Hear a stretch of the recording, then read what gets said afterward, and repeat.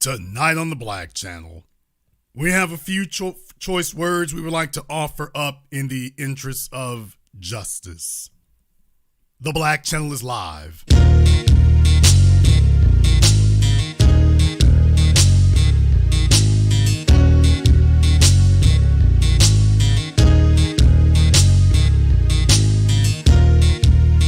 Unapologetic, unadulterated, and absolutely uncompromising.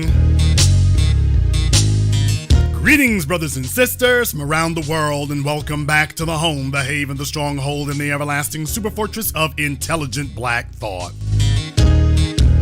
We are the Black Media, and this is the Black Channel. And I am your host, your brother, your humble servant, the voice of Black America, the Black Authority, broadcasting to you live from the only historically black college and university of higher education and learning in the cosmos.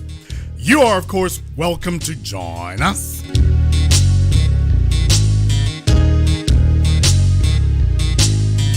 And join us you shall, because on tonight's program here, well, I did want to let you all know here that there are some things that I want to cover here before we get too deep and too far away into things here. We have a few things we're going to discuss here tonight. And I want to start off tonight's program by talking about this in particular. Carolyn Bryant, the individual whose lies and accusations about a black child revealed the bestiality and the monstrous nature of American society.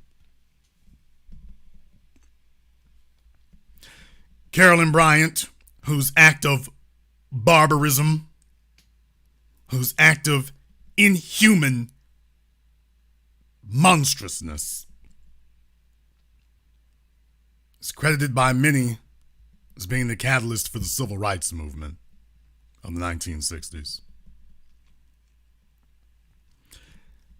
The mother of white supremacy in America has died of natural causes, even if she was an unnatural monster.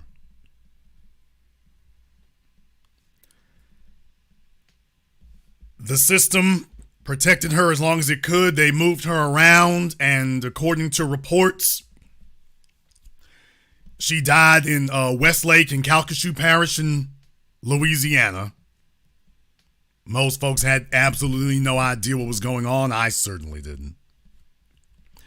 And it has led to a number of different feelings, as it were. So now that she is dead, you have to start asking yourself here, of course, there's the family to think about and any relatives that she might have. At a time like this, she has been living in hiding now for decades. She has been trying her best not to be seen. She has been, the system and the states, several different states and the United States federal government all banded together for the purposes of protecting her. They all got together to show you one immutable truth. White supremacy is the law of the land, that you are in a system of systemic racism, and that they know who their heroes are, and that their heroes are child killers. Because white supremacy is engaged in a race war. And as I've taught you all over a decade ago, they believe in targeting your children. They believe in asymmetrical warfare. And now that this demonic empress has passed on, my thoughts now turn to how to properly commemorate such a thing. And I feel certainly that the right sentiments here, when you think about the family, when you think about their loved ones, when you think about the people who would like to remember them, and making sure that you've done the right thing in justice in commemorating their memories as well. So I myself would like to, if possible, I would like to send this bit of commemoration to her and anyone who does love this individual. To anyone who did, I would like to send this out. I believe it's necessary to make sure that we commemorate her memory as well, and to make sure that we have sent our sentiments and our regards for what we wish for. And certainly, I would like to simply play something in honor of Carolyn Bryant. Rest in peace. Call me Agent Double O Deuce 4 Block. Yeah. I got that 9 o'clock and ready to put one in your knot. Rest in peace. Call me Agent Double O Deuce 4 Block. I got that 9 o'clock and ready to put one in your knot. Rest in peace. Call me Agent Double O Deuce 4 Block. I got that 9 o'clock and ready to put one in your knot. Rest in peace. Call me Agent Double O Deuce 4 Block. I got that 9 o'clock and ready to put one in your knot. Yes, we definitely want to make sure that we send this one out. I'll tell y'all something about them fools that can rest in peace. For Carolyn Bryant, just a reminder. Rest in peace. One more time for Carolyn Bryant. Rest in peace. All them hoes, you know who you are. Rest in peace. Little trick ass bitch. Shot. Rest in peace. Call me Agent Double O Deuce 4 Block. Yeah. I got that 9 o'clock and ready to put one in your knot. Rest in peace. Call me Agent Double O Deuce 4 Block. I got that 9 o'clock and ready to put one in your knot. Rest in peace. Call me Agent Double O Deuce 4 Block. I got that 9 o'clock and ready to put one in your knot. Rest in peace. Call me Agent Double O Deuce 4 Block. I got that 9 o'clock and ready to put one in your knot.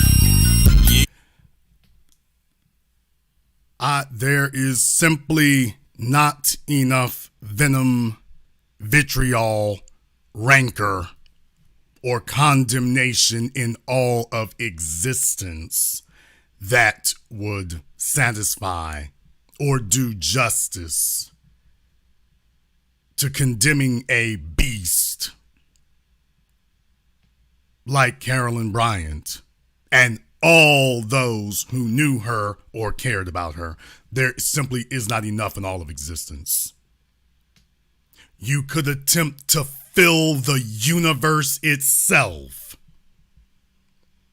like a gigantic chalice with all of the damnation that she deserves, and it simply would not be enough.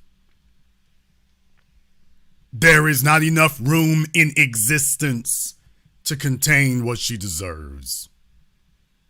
But furthermore, there's not enough in existence to contain what the United States deserves, because the United States is complicit and is an accomplice in the act.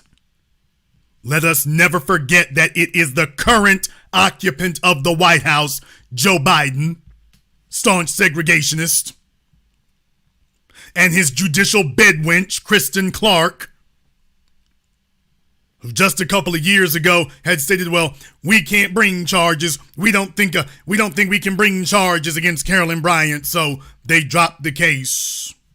They had reopened it and then dropped it. Yeah, we've taken a look into it. We don't really think it's in our jurisdiction to be able to do anything there. Can't do anything about that. Vote for us in November. Let us understand that that was not an act of judicial oversight.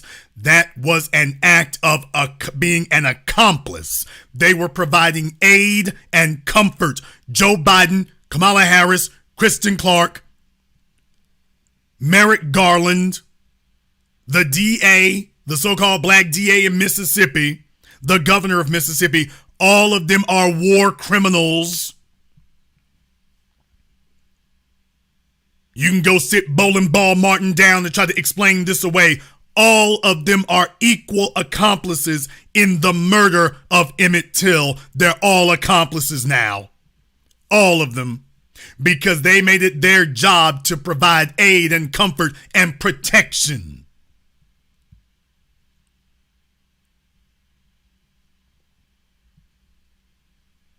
And I want us to remember that and never forget that, because understand something. When somebody sits up here and tries to tell you the oozing, vicious, dripping lie that they should not be responsible for what their ancestors have done, you remember this case and all the others like it.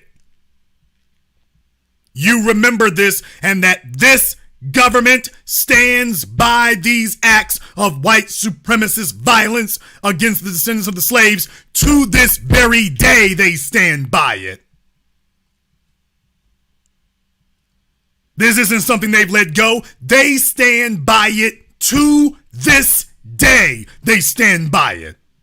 They have never issued a pardon for Marcus Garvey, and they have never indicted these monsters and killers from the 1940s, 50s, 60s. They stand by protecting them to this very day.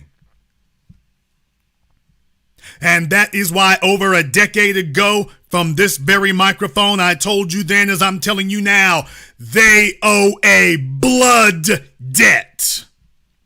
This will never go away. You will never be able to argue your way out of this. It will never stop. You have committed an act of blood violence against our people. You have institutionalized it, protected and legitimized it through your governmental structure. You will never be able to walk this backwards. Never in history. This is a blood debt that will be passed down from one generation to the other until it's paid.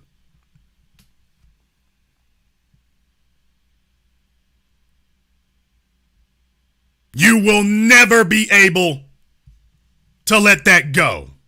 Ever. Not now, not ever. Understand, when I tell you about what a blood debt is, this is the whole reason we have it. Their whole job, their whole idea, their entire mission was to allow these people to sit up here and walk the earth as walking mockery. And they wanted to sit up here and show that every time that they are allowed to leave, every time they're allowed to breathe, every time they're allowed to be protected, that is the white supremacist society signing off on it. That is the white supremacist society signing off on it. And that is why we have to treat it exactly the same way. The government that committed all these crimes is still here today doing what they've been doing. The government today is still doing what they're doing. They haven't let it go. You damn right. We're not gonna let it go. Not at all. And we are going to teach the children and the grandchildren to pass this down from one generation to the other, to remember who is responsible for this. From one place to one generation to another.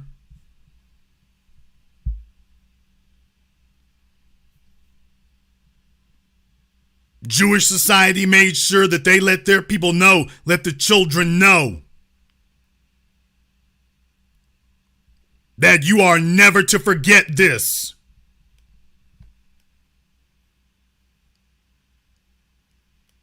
You are never to forget this.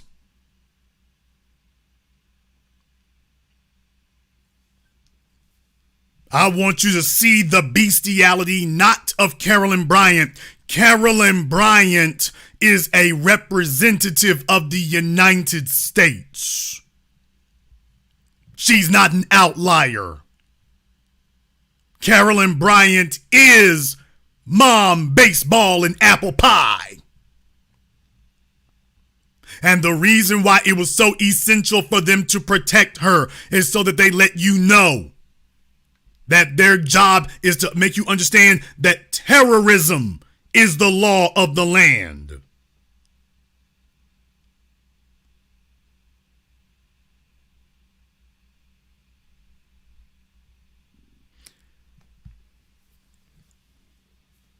This is why it is important that we tell our children and our grandchildren that justice delayed is justice denied. Every time they turn around, they're trying to run out the clock. Now you can see what they're running out the clock for.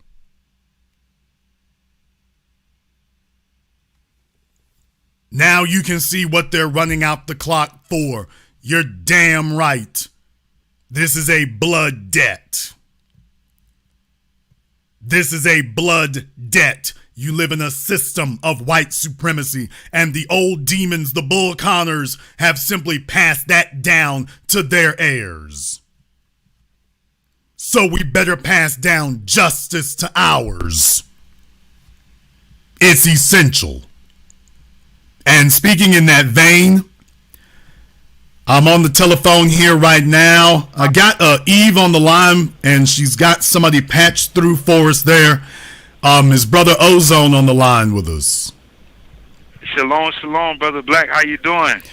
Very glad to be able to speak with you here today, brother. We were just commemorating somebody here before you got on the line, but we wanted to go ahead and take a few minutes here to let everybody here know our brother is being held because of actions of state actors out there during an incident here.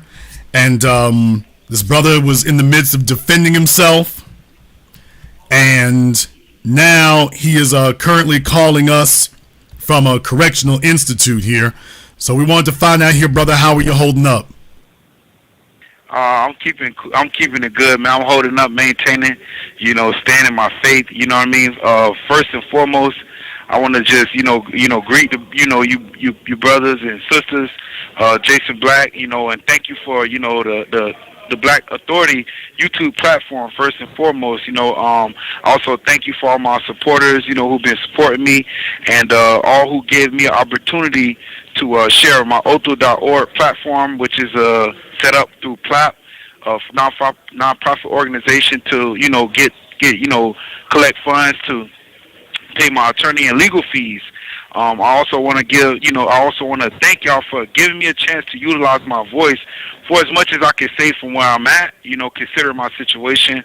And for those who may not know me or who are new to me altogether, my name is Otho Wallace, O-T-H-A-L-W-A-L-O-T-H-A-L, right, W-A-L-L-A-C-E, also known as Ozone. I'm just a dedicated brother to the people, and I'm just glad to, have so many people supporting me and y'all, being with me through this time. I'm being held right now at the Volusia County Branch Jail, which is located in Daytona Beach, Florida.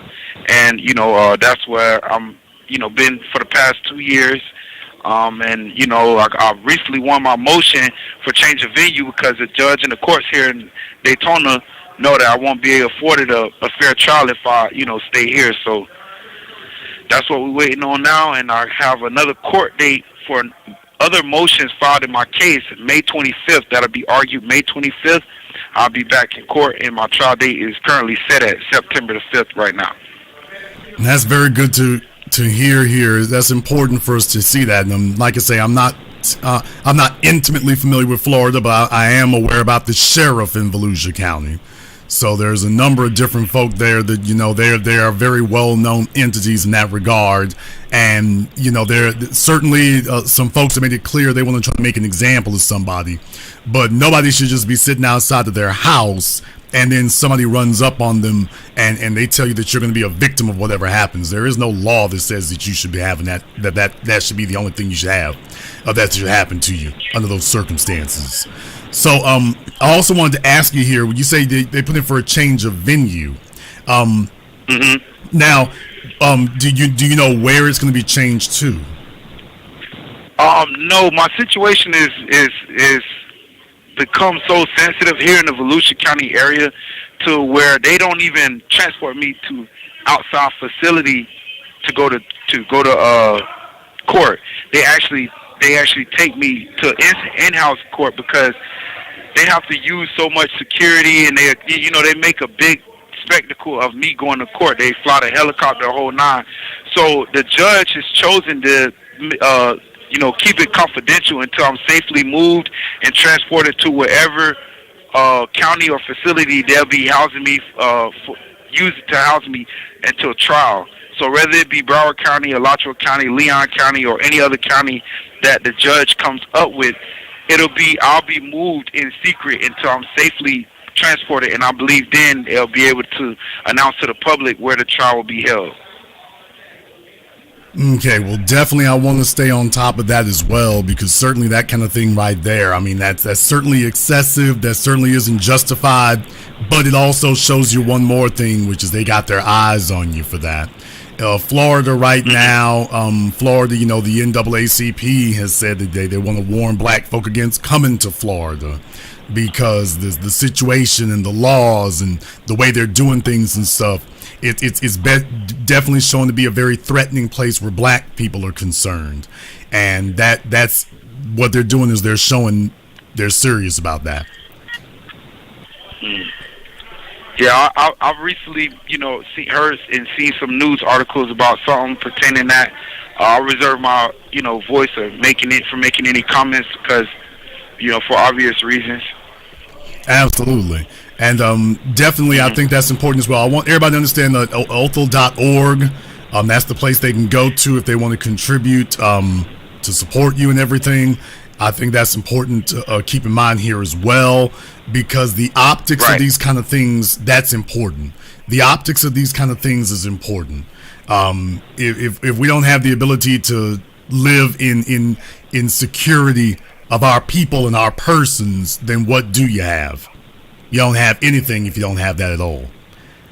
I'm not sure how much time you have left here, brother, so I'll go ahead and let you have the last word here. I'm glad you were able to give us some of your time here, because we only got like 15 minutes. I'm not sure when you came on. I think it was a few minutes before I got you on here, so I don't want your time to run out for us here. But definitely, if you want to have anything you want to say to the people out here, please let us know. Well, I definitely want to just reiterate the fact that Otho.org is strictly for legal defense funds, and it's used specifically to pay for my defense team and help me continue to have adequate defense going into the trial. My trial is coming up, fairly quick, and time has been moving. So for all those who haven't, or who have been with me, but they just kind of, getting gaps in bits and pieces, that is what TLAP has been doing with Otho.org, and the trial will be in September.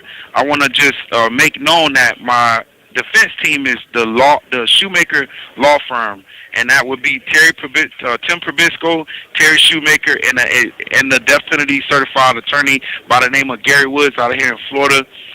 They make up my defense team. It's three of them. Also, a couple other people such as experts and things of that nature. I just been kind of maintaining best I can. I just want to give a few shout outs to Plop and the brother Ken and all those involved with setting that up. I also want to give a special shout out to my day one supporters, who've been with me since before this case and going all the way back to my IG live days.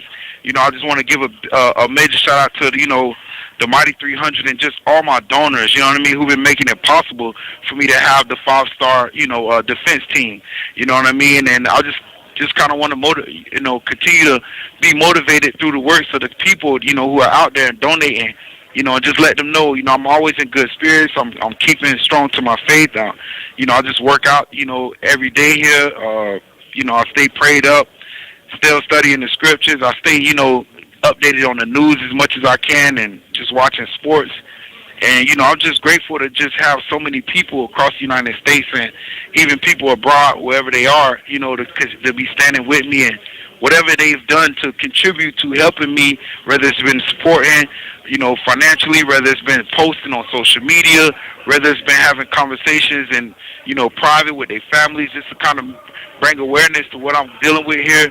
I'm just so grateful, because this is a unique situation that's going on right now. You know what I mean? It's unlike anything else, and it's just, I can't say as much as I want, but it's different, and I'm faced with a lot, but I'm balanced and I'm motivated through the power of the people, and the Most High Yahweh has always been giving me the power to push on and to keep, maintaining my strength in this situation. So thanks to you all, thanks specifically to you, Jason Black, for giving me the platform again. And, I just want people to know, man, Otho.org, that's the best place and the only place, OTHAL.org, to donate to my legal defense fund to help me have adequate defense team set up going into the trial, man. They've been with me for over a year. I signed my contract last December, so I've had them for over a year. And they just been doing the works, man. So yeah, I'm ready. I'm really anticipating these next set of motions getting argued May 25th, and things should be opening up a lot more going forward. All right, brother. Well, thank you very much for checking in with us here. And like I say, I'm going to drop something on that here for you right now, and definitely stay strong about that. We're going to see about being back in touch with you here in the future. Most definitely. I appreciate you, Jason Black, and all of your audience and all of my supporters who, are sprinkled in there, man. I appreciate you, Sister Eve, for, bringing this together. I appreciate the brother, JoJo, for making this connection, and everybody else behind the scenes, that have been just doing the works for me. I appreciate y'all. I love y'all. Shalom to everybody. Thank you very much for joining us, brother. We'll be in touch. Definitely, we're glad to go ahead and make those connections here out here, because we still got folk out here and whatnot fighting for their survival. You're in a very dangerous situation right now. You're in a very dangerous situation. It's the thing I've been warning people about all this time. I've been telling people about that because I want them to see what they're dealing with. By the way, the website might slow down right now because we got a lot of folk here. You got a lot of folk on here right now. But for those of you, if you do try to use it, if the website doesn't come up for you, it's not because the website doesn't work. It's because we got a way of crashing things. So if it doesn't come up, give it a few minutes and try it back again. So don't worry. This happens every time we do it. If it doesn't come back up here, if you try to go to the website, I posted the link in the chat room. But if you try to go there and it doesn't come up, don't worry about it. Give it a few minutes, because we basically probably crashed the website. We do that. But I want everybody to stay on top of their game for this. For those of you who don't know, the brother was sitting there in the driveway at night. A law enforcement person sits up here and just runs up on him for no reason. Wants to yank him out of the car and everything else. No reason, didn't announce why. It wasn't a traffic stop. It wasn't anything. And in the midst of defending his life and limb, Ozone is still here and they're not. And basically the argument they've been trying to make is the one we all been talking about, which is, well, don't worry. They got the ability, the government has the ability to kill you if they want to. And that your obligation is just to sit there and get done in. So I just want you all to know, like I say, I just dropped something on it. If you feel so inclined, you are welcome to do the same thing. If you feel like doing the same thing, that's up to you. That's your decision. But I want everybody to understand here that this idea that that's all we're supposed to expect, that just whatever happens to us is what's supposed to happen to us, absolutely not. Because, we've seen what happens in America. And like I say, the brother he has to watch what he says carefully here. He's got an ongoing case. So, he's got to watch his words carefully here, and I understand that. That's perfectly fine. He's got to be judicious in how he speaks. Me, on the other hand, giving my perspective on the events,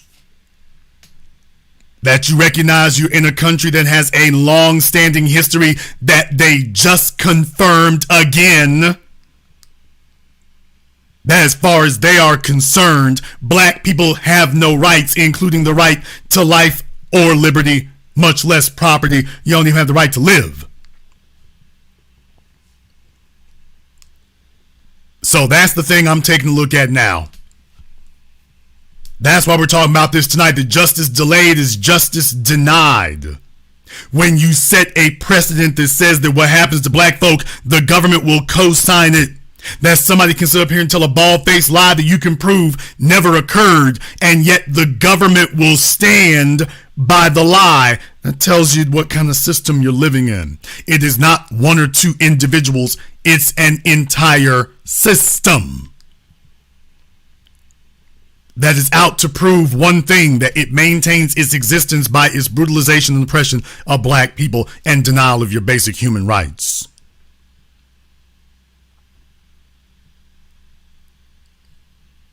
So some folks will consider my stance on this to be controversial in that regard.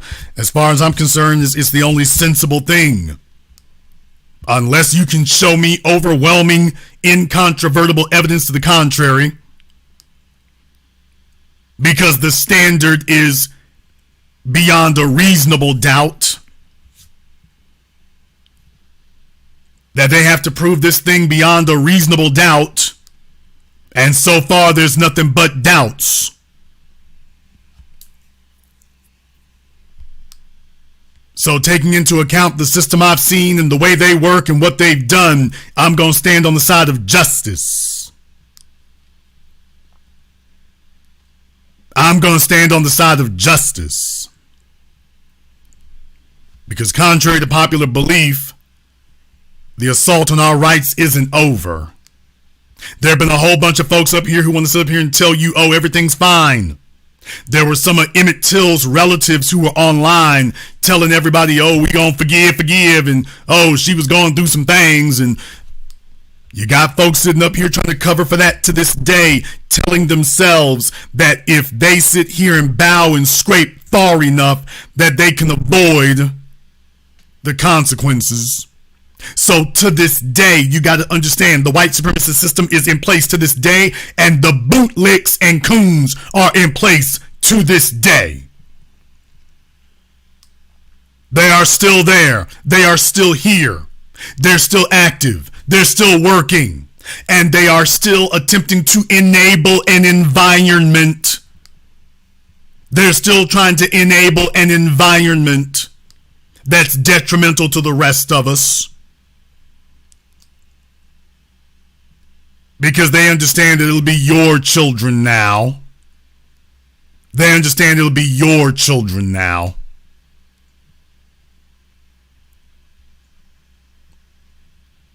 I've warned everyone about this because I've told you that they go after your kids.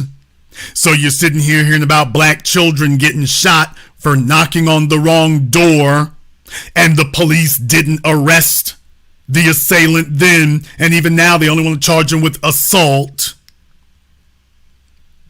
Isn't it amazing that when you're black, nothing that's done to you is actually a crime?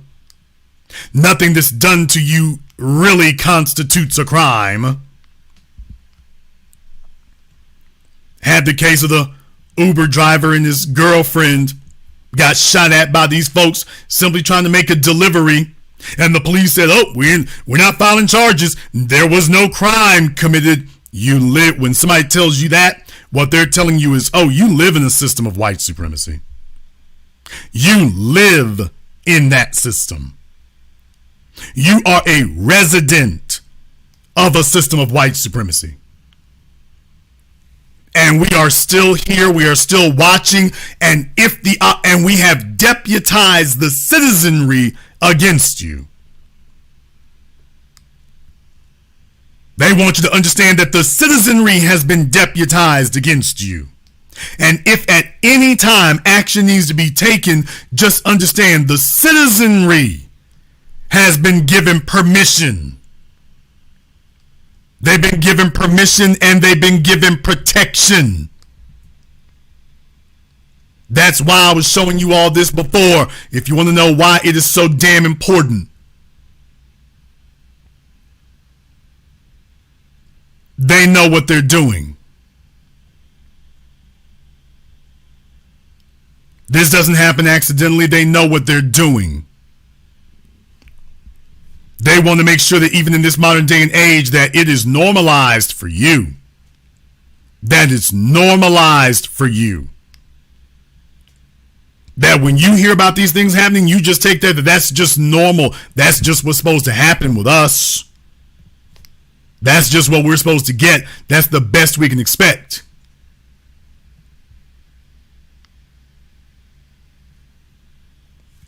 Now I'm here to tell you otherwise. I'm here to tell you that these people know what they're doing. They know what they're doing.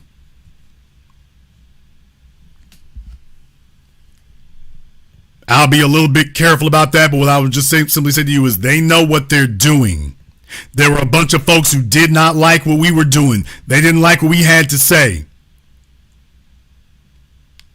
Because they didn't like the optics of it. They were not very big on the way that it looked. So if you all want to know where they come from on this, they're doing that for a reason. They're doing that for a reason. They didn't like the way that it looked. If you'll all remember here, a couple weeks ago, we had a program here, and we were talking about Kim Potter and the look of justice. Kim Potter side by side. Just understand that this was an L. They didn't want this side by side sitting by this side by side.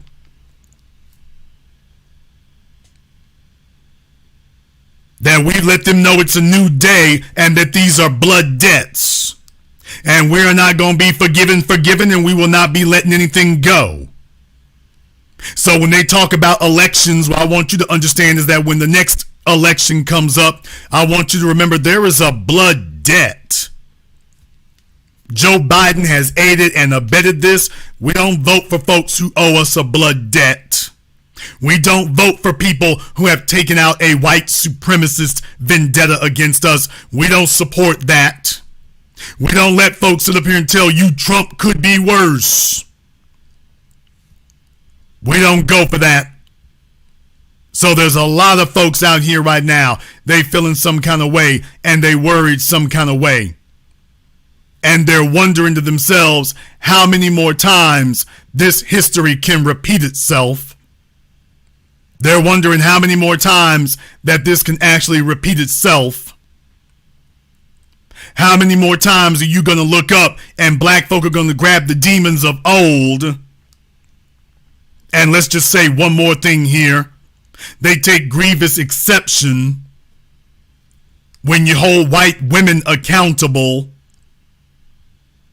because that's symbolic to them. Black people being able to hold white women accountable, that's not supposed to happen. That is not supposed to happen. You're not supposed to be able to do that. See, they're supposed to sit up here and practice injustice. They're supposed to practice injustice. We're not supposed to be able to hold them accountable for justice.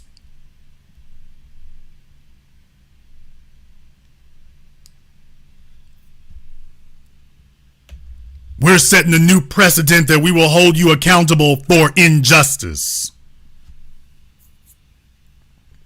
You don't hear anybody talking about forgive. But I also want to remind you that this is not a good thing. I want to remind you that this is not a good thing.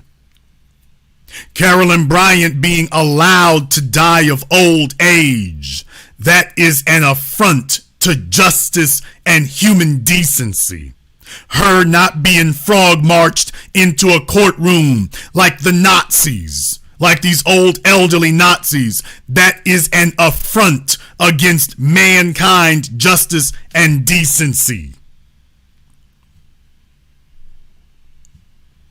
And she's just one among several. That's why it falls to us to hold these people accountable. It doesn't fall to somebody else. It falls to us.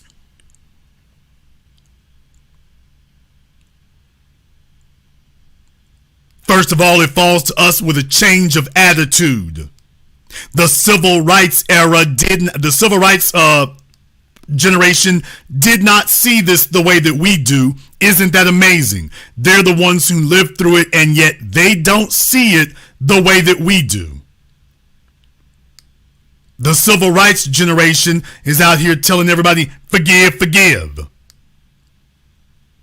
It's only the children of the civil rights generation who are not saying that. The civil rights generation is saying, oh well, let these old bastards off the hook. It isn't young black people talking about forgive, forgive.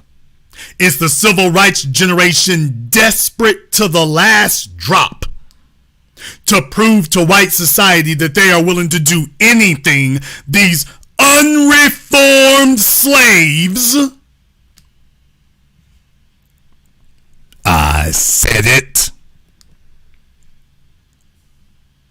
these unreformed plantation slaves who are desperate to prove to the dominant society that they're not a threat. So much so to the point that even when the dominant society demands blood of them, that they give it without thinking.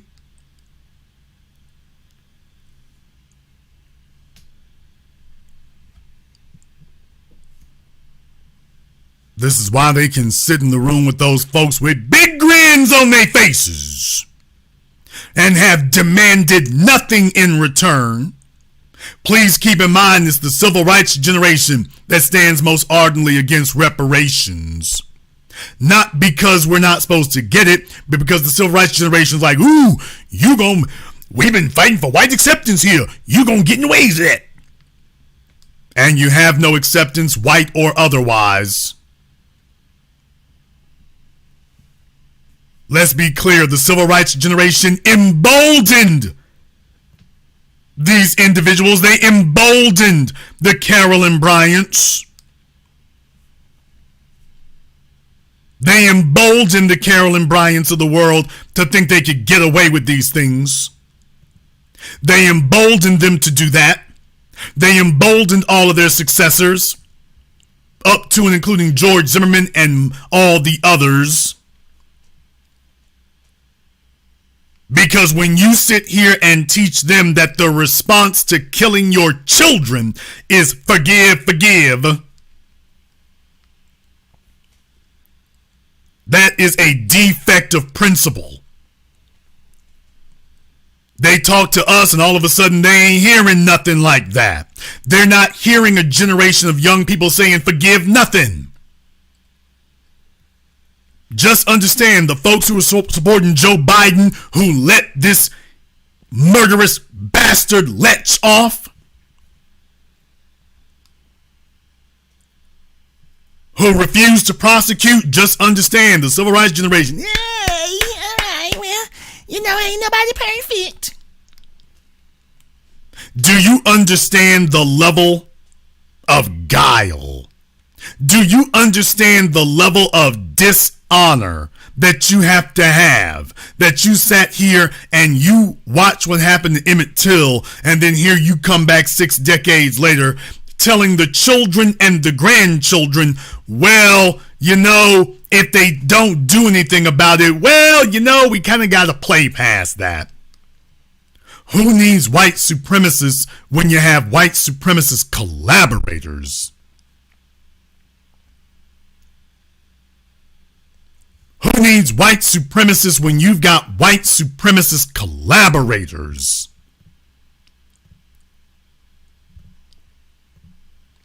Who needs white supremacists when you've got a generation who'll sit here and overlook that kind of thing? Who needs that? Who needs white supremacists when your granddaddies and grandmothers are sitting up here handing out passes? Passes that they have no right to give, by the way. Passes they have no right to give. They have no right to give a pass for something like that. You don't have that ability. That's not yours to give. That isn't yours to give. You don't have any right to be able to do that. That's not yours. And then it communicates to the dominant society that death doesn't mean anything. Meanwhile, they're letting you know that the penalty for offending them is death.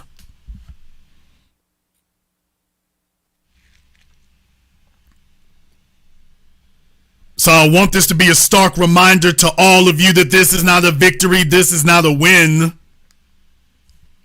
There really isn't anything to celebrate here. There's really nothing to celebrate.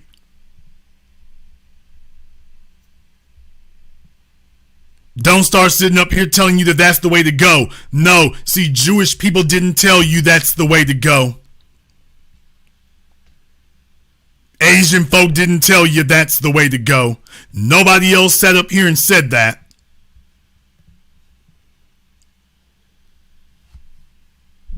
This is why we have got to be on everybody's backside from here on in, because what happened to Emmett Till, what happened to Goodman, Cheney, and Schwerner, what happened to Medgar Evers, these are atrocities.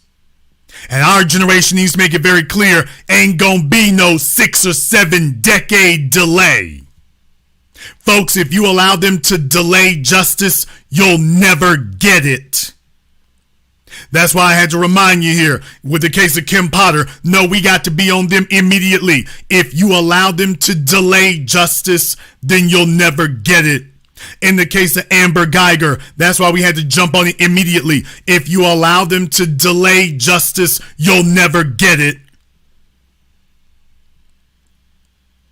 If you want to know why it was the Trayvon Martin and Eric Garner couldn't get justice, is because at the start of things with Mike Brown, Trayvon Martin, Eric Garner, the reason why we couldn't get them justice is because you had too many folks out here parroting the civil rights generation line.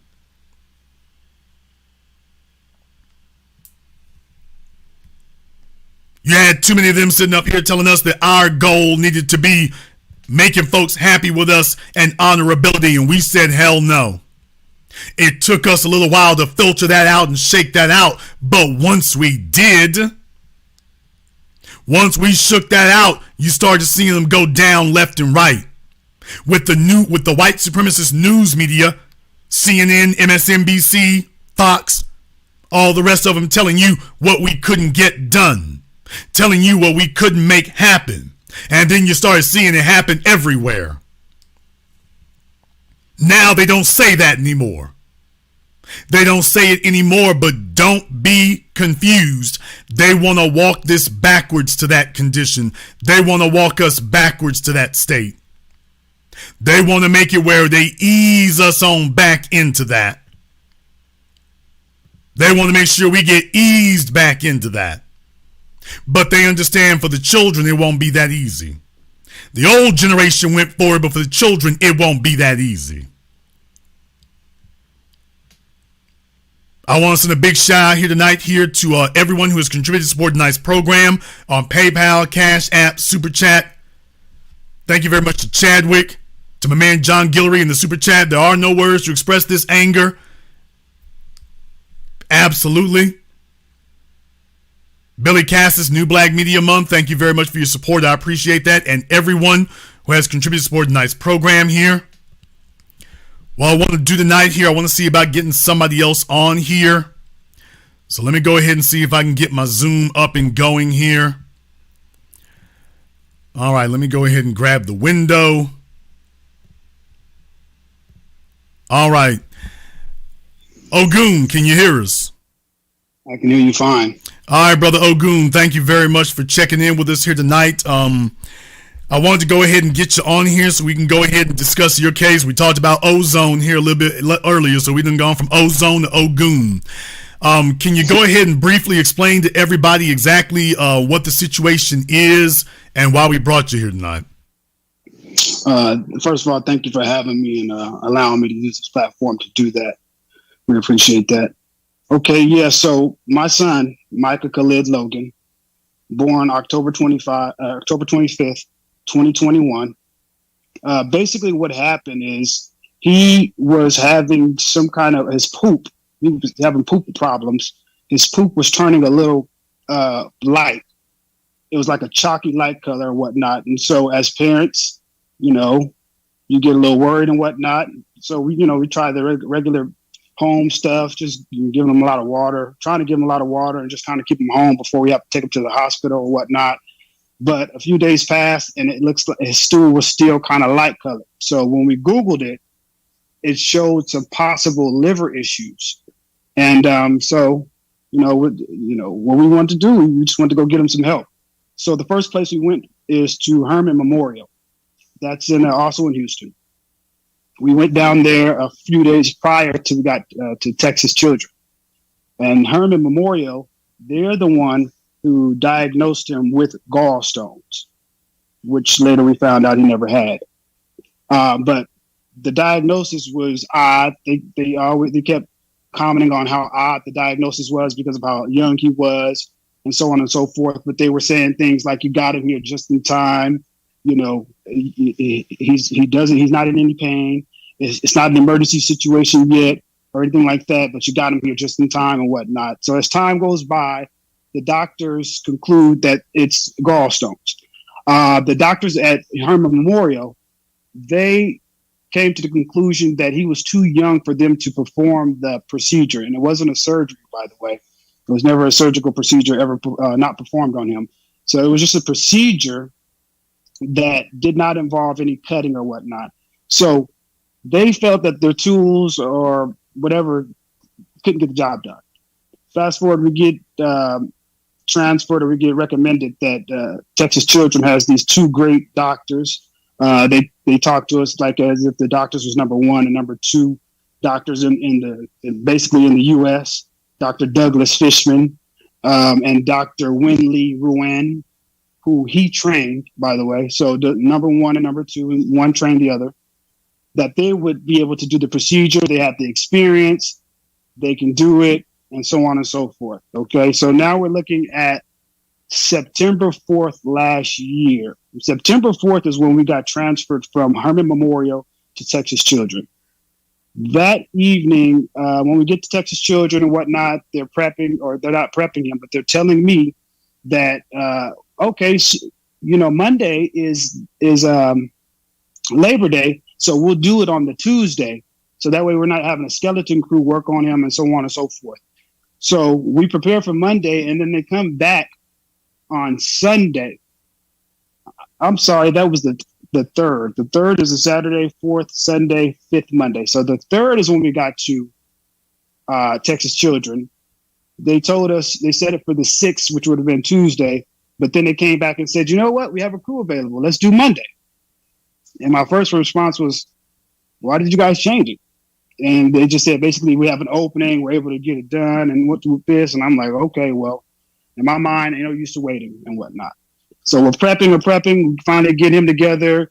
By the way, through this whole time, my son is on zero pain medication. He was not hooked up to any wires. He was no pre-existing conditions. He didn't have any breathing problems. Wasn't on any kind of pain medication. They kept commenting on how strong he was. They were pressing on his abdomen and saying, oh my gosh, he's not responding. I mean, he's not responding negatively or anything like that. So he didn't even know he was in the hospital. That's how calm and chill and relaxed he was. So when we finally got him prepped to go down to do the procedure and whatnot, we go down to, I believe it was the 2nd floor. We're all in the waiting room. His mother, myself, and my daughter, Sage, his 3-year-old sister. And they informed us that no babies are allowed, no small children are allowed in the waiting room. So they made Kimberly and Sage go back upstairs to the 9th floor where they were. So now I'm down there by myself with Micah in my hands, and nurses is walking by. Some nurses come by and say hello and whatnot. And this one particular, what I thought was a nurse, which later became the anesthesiologist. This one particular anesthesiologist kept walking past us the whole time. And I remember when she finally came over, I asked her, "Hey, I've been sitting here for a while. I thought you would have been came over here and say hello and whatnot." All the other nurses were saying hello and how cute this baby was and whatnot. And we were the only one in the room. And her response was kind of odd because she said, I didn't want you to get too happy that he was ready to go to the back. So she assumed that I knew who she was. She assumed that I knew her position. I didn't know anything. As she's talking to me, getting him ready for the anesthesia, she's giving me the consent forms and whatnot to sign and whatnot, assuring me, obviously it is dangerous and whatnot, but we've done it so many times. He's already had anesthesia when he was about 1 month old that he came out of no problem. So we thought it was just going to be another situation. They said the procedure would take 30 minutes. And basically what was supposed to happen was they were supposed to take a scope, and the scope goes down his throat, and it's supposed to follow down through his biliary. I forget what the exact name is. But what it's supposed to do is supposed to push the stone out of the way, clear the way, bring the tube back out, go into recovery, get him back going. Well, everything went left. So now I'm in the waiting room. I hand him to the anesthesiologist, and there's more to go in about that. I'm just trying to I'm trying to get to do the Reader's Digest version. So I give him the anesthesiologist. He goes back. He doesn't cry. He's very calm. That's the last time I've seen him, by the way. I took a picture before he left. And now I'm in a different waiting room. They walk me to a different waiting room. And they said the procedure was 30 minutes, and then I can meet him in the next room. 30 minutes pass. 45 minutes pass. I'm looking at the time. I'm like, oh, my gosh. An hour approaches. And then now here comes Dr. Douglas Fishman, the main doctor, running in. And he says, "Mr. Logan, I want you to have a seat." And I don't want to have no seat. Don't tell me to have no seat. What's going on? And he proceeds to tell me that it just went into an emergency situation. Obviously, my response was, how? How did it go into an emergency situation? Well, Mr. Douglas could not explain to me what exactly happened. What he said was the procedure actually went well. So they were successful in getting the scope down, pushing what was supposed to be the gallstone through, bringing it out. They said the emergency happened when they pulled the air back out of his mouth. And that's when all of a sudden, when they put the air back out, all of a sudden the saturation levels drop, heart rate start dropping, and then they go into resuscitation mode. That's the part they're not really explaining. It's just really gray area as it relates to that. I'm going to stop and see if you want to get in right here. Okay, so basically the point at where you would want to identify what the injury was, you're saying that they're not being very specific about that. They're being very vague. Very, very vague. And what came out of his mouth was, "I don't know." He actually told me, "I don't know," after he said the procedure was, quote unquote, successful. Sounds like lawyers speak to me. Typically speaking, once we get to that point there, it's like kind of like somebody told them to shut up. Not saying that anybody even actually did. They know the drill. If something like that happens, don't say anything. So, right. What happened following that is, I was like, since he couldn't tell me why, I'm like, okay, whatever you do, keep my son alive. Just keep him alive. And I made sure I looked at him. I said, keep my son alive. I made sure I gave him a piercing look like, please don't play with me. Don't make me go, But anyways, so he leaves. And then next thing you know, the Asian lady comes in, Miss Winley Ruan, WENLIRUAN, comes in. By the way, she was pregnant. She looked like she was about 6 months pregnant. So she should have a few-month-old child that was probably alive and healthy, unlike mine. But she came in there basically saying the same thing, which was a whole lot of nothing. We pulled out the air, and all of a sudden the saturation levels went down, and we're just not sure what happened after that. I said, are you just saying my son's heart just stopped? So I asked her that point blank. Are you saying his heart just stopped? And then that's when I noticed they had the hospital chaplain standing right there too. So she decided that she wants to jump in and give her 2 cents and tell me what she thinks Miss Winley Ruin is trying to say, what happened. So I turned to her and I'm like, who are you? And she's like, oh, I'm the hospital chaplain. Before she got the whole word out, I'm like, ma'am, if you don't get your ass out of my face. And so she skedaddled. The Asian lady was acting like she was kind of crying, a little mascara. She's like, I'm going back right now. She acted like she was breathing hard, like they was up back there fight. And so now Kimberly is coming down, like we're just going back and forth pacing, like what the hell is going on? So we're about an hour and a half in. Now they just have us waiting now. Now they're back there. We don't know what they're doing. So Kimberly now, she's ready to bust through the doors back there. And so we end up getting like partially back there because I want to know what's going on. That's an issue already, though, because the chaplain is there. So yes. That makes me start asking all kinds of questions. Wait a minute. You all didn't request a chaplain. Did not. And yet the chaplain is there. And now they're telling you they're working on your child in the back, but here comes the chaplain. Something here seems to be at odds, in my opinion, but go ahead. Absolutely. And we caught that. We were like, why would you bring the hospital chaplain as if death already occurred, or if she's supposed to be there to help us mourn or help us get through whatever? Ma'am. Like it's already happened and they're really just trying to figure out how they're going to break it to y'all. So they're telling you they're working on the child, but the optics of this, because like I say, I was not there, so I'm not going to characterize it, but I will just say the way in which you're relaying it to me, the optics could be interpreted as the child's already gone and they just really running around trying to figure out how they're going to explain this. That makes so much sense. That's the conclusion we were coming up with as well, because what followed after that was, man, it was insane. So we finally, when we get back there, get through the doors, they made us stay in the middle and whatnot. And so we also start to see security and all that stuff start to come up. We've seen some armed officers outside the door. We're like, is this for us? Where are these officers and whatnot coming from? And before you know it, we see the doors open of the procedure room, and we see a crew of 10. It seemed like it was 10 different doctors or whatever. They were walking out. 0 of them made eye contact because I was looking to see if it was my son they were working on. I wasn't sure.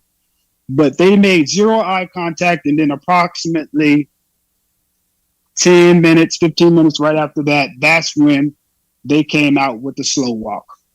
And what was interesting is the anesthesiologist who I handed my son to originally, she led the pack. The doctor stood behind her in this weird formation, walking behind her and letting her do all the talking. So she comes up to me with the slow walk, and I'm just like, is my son dead? That's the only question I want. That's the only thing I want to know. Is my son dead? And you know what she's going to say to me? Instead of answering me yes or no, she's going to say, sir, I need to talk to you in this room over here. Mind you, we're in an open room and nobody's up here, so she just wants to go in a smaller room. I said, no, ma'am, don't play with me right now. Is my son dead? And she did it again. Let's go in the room. So now you ignore me. You're being hostile toward me. So when we finally went in the room, here she go explaining and basically saying what the doctor said. And I finally stopped her saying, why are you talking to me about any of this? Why aren't they saying anything? And she basically said when they, leading up, the procedure went well. They just kept saying the procedure went well. And then, so what happened? And so Kimberly and I got to talking. We were like, man, it almost sounded like they had a conversation back there. Like, ma'am, you did this, or this was you, so you go tell him. Because why did she feel comfortable enough to take that job to come tell me my son is dead? So, you know, after all that, after that, I cussed all of their asses out. I cussed them all out. I told them to their face, I believe you killed my son. I believe y'all killed him because he was black. Y'all are racist. I believe you murdered my son because he was black. And I believe y'all put a hit on him. Oh, they started gasping for air. I said, don't gasp for no air now. Don't. And I just, you know, one by one, going down the list. Yeah, I believe you killed my son.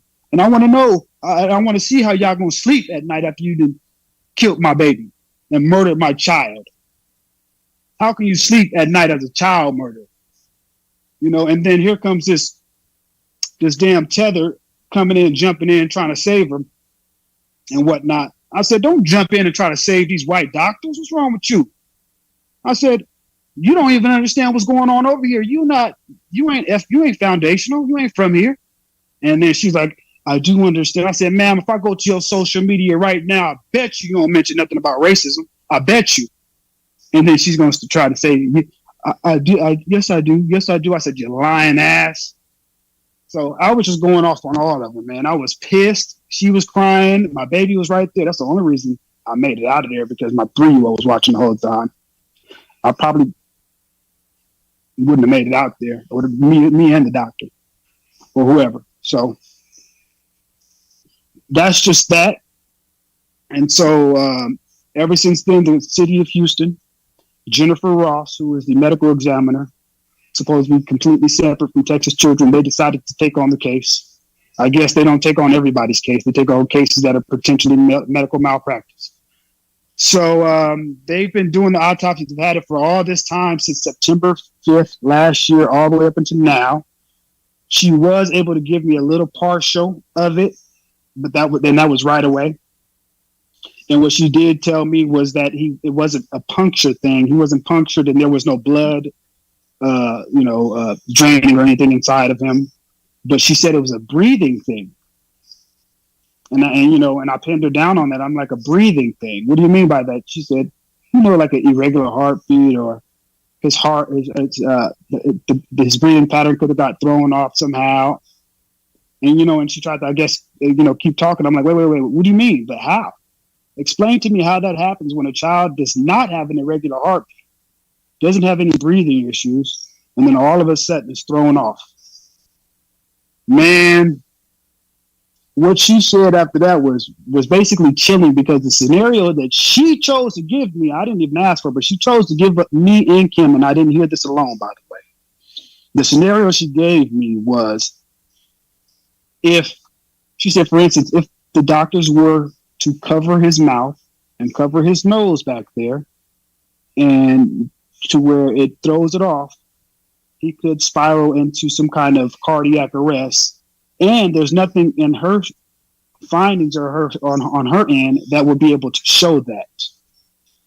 This was before having the second part of the autopsy. We don't have the medical levels yet. That's the anesthesia levels yet. So that's the part we're waiting on. She did give us that amount, and then we've been calling ever since then and getting the runaround on why they're not getting back with us with the anesthesia part.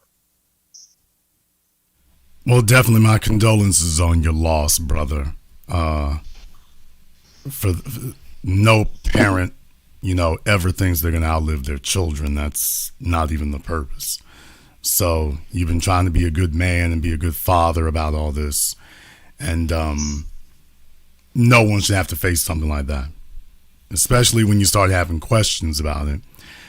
And I will say one thing, what we all tend to recognize is that when these folks are in the right, whether it's the police or whatever, if it's the police, if it's your job, it's whatever, if they're in the right, they start throwing evidence left and right.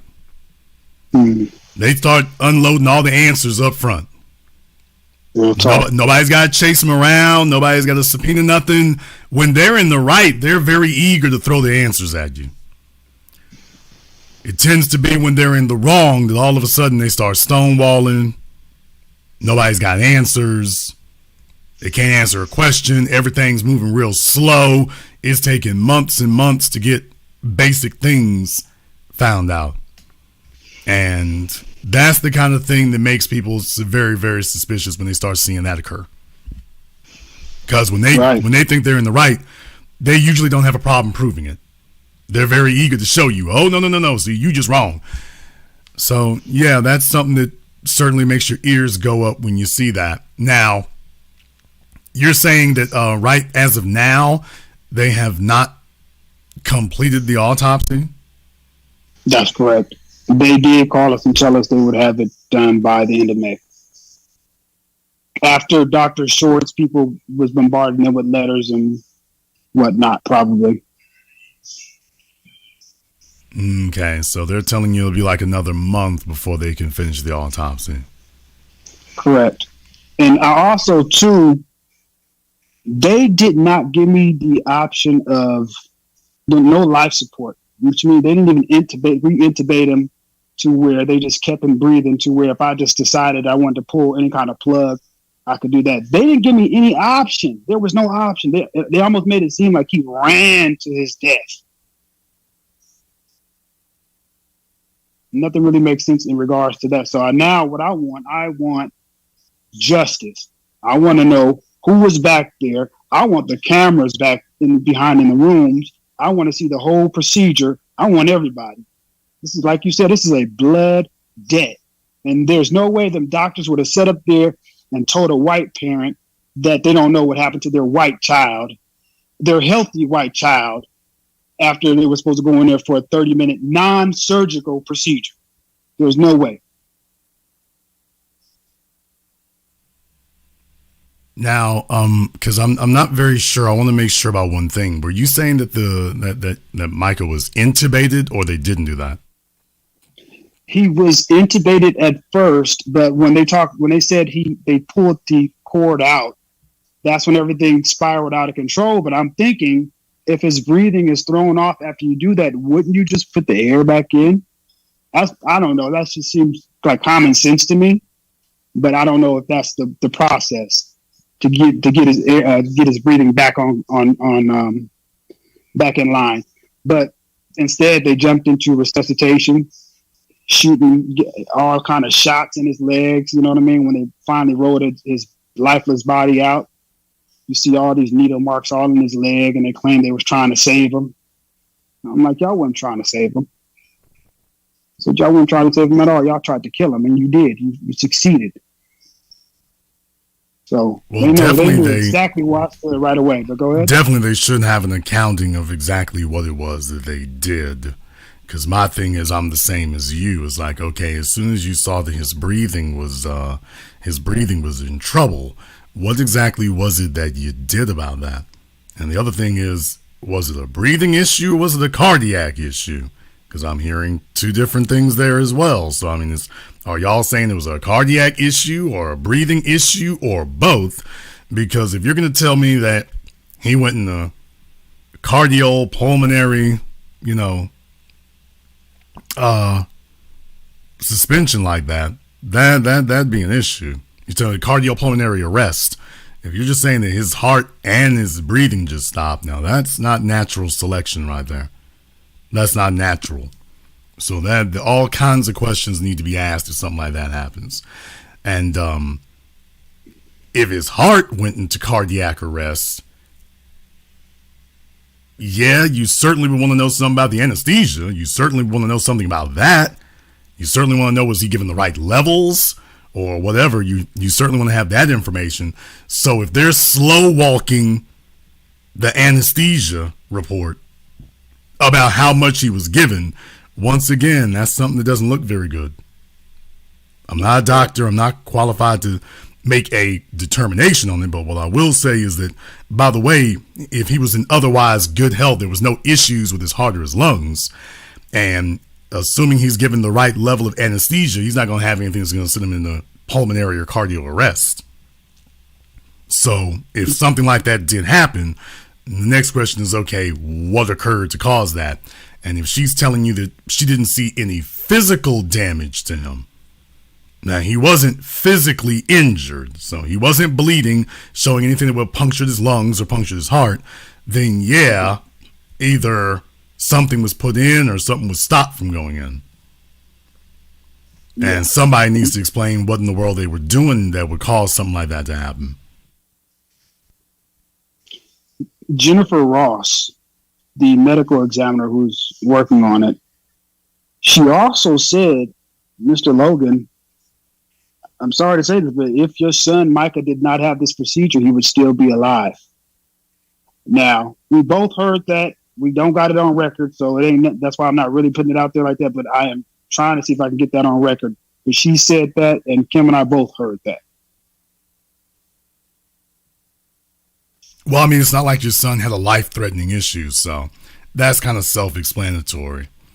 He didn't have a life-threatening issue when he came in. He certainly had one after he got there. So all that right there looks very, very suspicious here. So right now, as far as legally, where do things stand at? Well, the several lawyers we talked to are all requesting the same thing.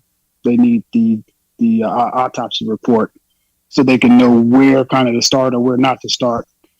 Because if we get the answers, if it's the anesthesia, we don't have to really look far. But if it's not, then we could do something different. Okay, because that would be the thing I would want to know is exactly, usually you don't have a bunch of trouble in a wrongful death case. Usually having a personal injury attorney take one isn't a big complicated issue. But you're saying that the attorney, that you've talked to more than one attorney, and that what they've told you is that they would need to see the autopsy report before they could determine what they do next. Correct. And one of them decided to reject even taking on the case, obviously before we got the results. I don't know where it came from. He's been following up with me, or his offices has been following up with us for months, asking me, do we have it? And then, and I'm thinking, and thank you for following up with me. We appreciate that. As soon as I get it, you got it. But then a weird letter came, and the letter basically says in a nutshell that they can't, I could just read it to you really quick here. I don't know if I disappeared when I do that here. No, you're still there. Okay. Let me just get that letter quickly here for you. Let me do that on. And what the letter says is, all right. So the letter says, boom. Thank you so much for contacting our firm regarding a potential medical malpractice claim concerning your son Micah's recent medical care. I appreciate the opportunity to assess your potential claim, and I am truly sorry for your loss. As you know, you originally spoke with us last September, so he's acknowledging that he's been talking to us. Some medical records were provided, and we were informed that an autopsy has been conducted. My assistant has spoken to you a few times this year to inquire about the availability of the autopsy report, which would be the key factor in evaluating if we could meet the burden of proof required to assert a claim in civil court. I'm writing you today to share that since we last spoke, we find ourselves in a conflict of interest regarding matters that involve Texas Children's Hospital. This is separate and apart from anything concerning your matter, but it does require that I respectfully, and this is all in bold letters, I respectfully decline to further investigate your potential medical malpractice claim. And then blah, blah, blah. Indeed, Texas has a different people. You can Google, Mark Stewart in a nutshell. Good luck. Okay. So sounds like he's taking a case on behalf of the hospital or its subsidiary or something like that. So, yeah. Well, I mean, at least they said they had a conflict of interest about it. So get that out of the way here early. So, he's doing what lawyers do over there. But right now, what you're waiting on is the autopsy for it now. Folks are asking some questions here, which are kind of pertinent, I guess. One of the things, now, these are not questions you can answer right now, but certainly things do arise like, by the way, did he have all of his organs, or does he have all of his organs still, even though it's been several months now? Those are things that you'd want to confirm is, obviously, because we've seen issues with that arise. So that's one thing to keep in mind. Also, if it comes down to it, are you prepared to do your own independent autopsy? I did. It is an independent autopsy. I tried to do two. We tried to do two because we wanted everything. But the second one sent us our money back. They refunded us and said, no, we can't do it because it looks like you already have an independent autopsy and his organs and his everything, all of those are too small for them to split up between the two and whatnot. So Jennifer Ross, she did confirm that all his organs were in place. Well, slow down here, though, about the autopsy, though. What I'm saying, though, is that they said there's an independent autopsy being done. Well, there's a difference. I mean, I don't know what they define as independent. I mean, just because it's not one of your family members doing it doesn't mean that it's independent. I mean, what I'm saying, independent is somebody you hired, as opposed to somebody who was sent to you by someone else, like the state or something. So from the way you described it to me, it sounded like this woman was sent by the state, or she works for the state. Yeah, and how is she independent then? She's not. She works for the state. So I don't get where the word independence is coming up here. She's the very opposite of independent. Now, I'm not saying that she is biased. I'm not saying that. And I'm not saying that she's not credible. I'm not saying that either. I don't know her or the facts of it to be able to say one way or the other. But what I am saying, though, is that, by the way, it's taken them a while, and I'm just wondering if it could alleviate some of their workload for somebody else to take care of it, since it seems they've got a lot on their table right now. Man, I wish it could have been two people and whatnot. And she did, don't know how true it is, but she did confirm all his organs were intact and there. And she is willing to share all of her findings with whoever I designate to get them.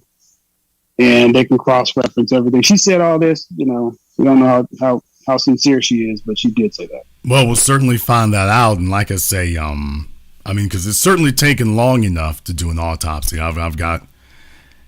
I've seen some places that are really messed up. It can take like a year to do that. So I'm not really sure what the holdup is of that or why it was taking so long.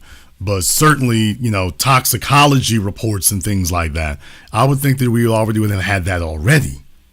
Just something like toxicology as well. That doesn't really require a whole autopsy. So I've got questions about some of the things I've heard and some of the things I've seen. I got questions about what's going on there. Not enough that I can cast aspersions or make a specific accusation or anything, but I certainly have questions about that, about what in the world's going on there. It all seems kind of strange, and like I say, it's usually a straightforward affair as far as attorneys are concerned also. But I'm thinking that I can't speak on their behalf. Usually, especially in a wrongful death case or whatever, like for example, they would have, I'm assuming that you had the attorneys, you already like sent them the information as far as like death certificate and correspondence between you and the hospital. So you haven't sent them anything. We don't have a death certificate. Can't have the death certificate until you get the autopsy. Okay. Right. Well, all right. There goes that. Well, so that basically just holds up everything then. Yes. Okay. So we basically don't know what we're facing in terms of legal fees and whatnot, or what it may end up being. So that's why I waited so late to contact you. I would have contacted you much earlier.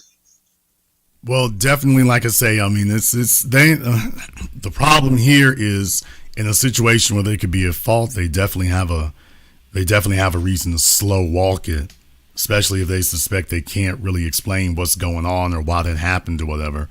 At best it's negligence, and at worst it's something else.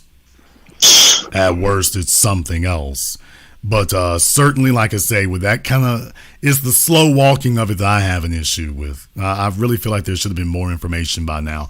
The slow walking is what concerns me about that, because you're usually slow walking something, as you experienced at the hospital. They're usually slow walking something when the events are not on their side, and they're trying to figure out how do we make an explanation that we can stand by or whatever. I think one of the issues that probably came up is, usually when these kind of things happen, I mean, you know, like I know, folks are usually doing some bag chasing. And that's usually what happens when those things come up. If you made it clear that you're not interested in bag chasing, somebody might have said, we got a problem. Boy, they got a big one, because I damn sure ain't worried about no bag at all. I ain't out here thirsty and groveling and whatnot and taking anything that they give me. And, you know, my son is not worth a little settlement check, so they can miss me with that settlement talk stuff. I want them prosecuted. I want them charged, prosecuted, and I want them under the jail forever, in the electric chair if possible, or actually just be in jail for 3 lifetimes, spending your lifetime in jail forever. Since you guys want to put all of us under the jail for no reason. Y'all want to do Otho like that, and all he was doing was defending himself like a normal human being should. So these child murderers need to go to jail forever. Well, definitely, I want you to keep us posted on this here, brother. Our condolences, of course. We stand with you, and we certainly want to get to the bottom of what has occurred. And if something of a unsavory nature has happened, we need to have justice. We don't need to have a settlement. We don't need to have anything that we're not here for that. We're here for justice. So you got us with you, brother. We ride until the wheels come off, period, and even beyond. So definitely keep us abreast of what's happening and keep us informed.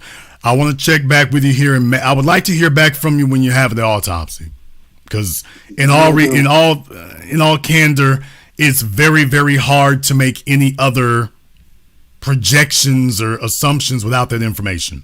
It's very hard to do that because literally we don't have a determination of anything. So without that, that becomes difficult. My concern is how long it's taken. Now that's my biggest issue, because I don't want a situation where they're like, oh, it's been 6, 7, 8 months and they talk about anything being inconclusive. Now that's the thing I don't like about this time frame. I don't want that occurring. It's one thing if he had just passed on us, but we're a ways away from that now. And that's the kind of thing I start looking at as like, okay, I better not hear anybody sitting up here talking about, well, it's been so long. Well, I'll be damned. It didn't have to be that long, to be totally honest. So keep us abreast of that. And definitely, I want to hear back from you here. Just as soon as you have the autopsy report, we would like to hear from you. Much respect, and I will. I'll check back in with you guys. And I want to thank y'all for riding with me. You guys know I wouldn't bother nobody if this was something different, but this is what it is. They're killing our children. We need to stand up for our children. If nobody stands up for our children, they are out here. They're going to get eaten alive. And this is bigger than Micah. There's other children that can be in these compromising positions and whatnot. And so we need to put a flashlight on these folks and make them run like roaches, and just keep on flashing and put a fire, make the fire very, very, very hot, lava hot on their asses. And that's just what it is. At this point, I don't really care what happens to me. I'm going to get justice for my son. If they can't abort him, if they can't anything else, they try to find something else. So keep us posted on it, brother. Thank you very much for your time tonight, and we will be in touch with you. Black first. Black first, brother. Thank you very much for your time.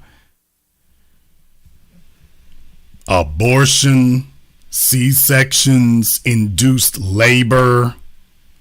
Every time you turn around, it's something. Every time you turn around, it's something. If you won't get rid of the kids, don't worry. We'll give you a helping hand to get rid of them for you. Every time we turn around, it's something.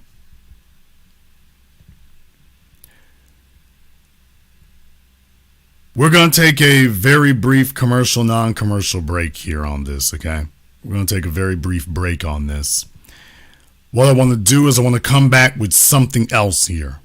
I want to come back with something else because there is some housekeeping that we need to do. There is some housekeeping that we need to do here tonight. It's kind of unfortunate, but I feel like it's necessary for me to let you all know exactly what occurred. I feel like in light of the recent events, it's incumbent on me to let you know exactly what's happened. So what we're going to do is take a very brief commercial, non-commercial break. When we come back, I want to clear the air on a few things as far as what has occurred. In the meantime, I want to thank everyone who has contributed to support tonight's program on PayPal, CashApp, Super Chat, Venmo, Concierge Services, B1 Media is a Lifesaver, Mr. Richburg, Stay Positive, Mark B, everyone else who has contributed to support tonight's program here tonight. Thank you very much for your support. We appreciate that. We're going to take a very brief commercial, non-commercial break. When we come back, let me go ahead and address some issues here and do some clearing for you.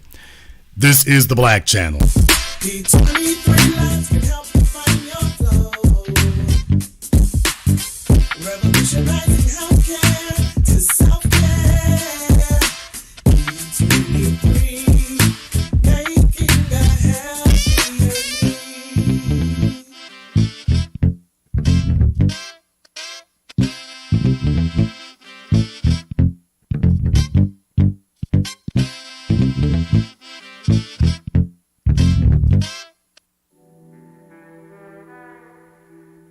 Order yours today to experience all the benefits of Ash Kickin' Natural Body Butter. With skin so smooth and soft, you'll thank us for it. Shop Ash Kickin' online. That's ASHKICKIN.com.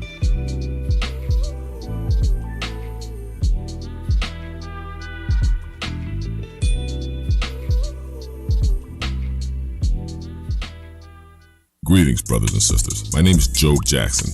I'm a foundational Black American, and I entered the field of IT with the goal of helping the family globally. The industry's been changing, and I've learned a lot. But how did we get here? How do we navigate issues we face in the workplace? How can we get our house in order? Read The Concept and Intricacies of Being Black in IT, now on Amazon, as well as the best-selling Guide to Being Black in IT. Go to beingblackинit.com. More Threads, a brand owned by a descendant of Black American freedmen, was created to uniquely address Black American history and contributions that have been intentionally hidden and suppressed. Use their apparel and more to learn and share the Black American history of Black inventions, heroes, towns, Black business districts, and more. Sign up and support not only a Black-owned business, but a movement at www.morethread.co. Hi, this is Brenda Starr, creator of Poetry with a Purpose and author of the book Pressed But Not Crushed. Pressed But Not Crushed is an anthology of political poems that address current and historical issues in American descendants of slave population and African American population. The book describes slaveries and its residuals, Jim Crow segregation, social depredation, and other relevant issues to American descendants of slaves and African Americans, including the current political climate that does not address our issues.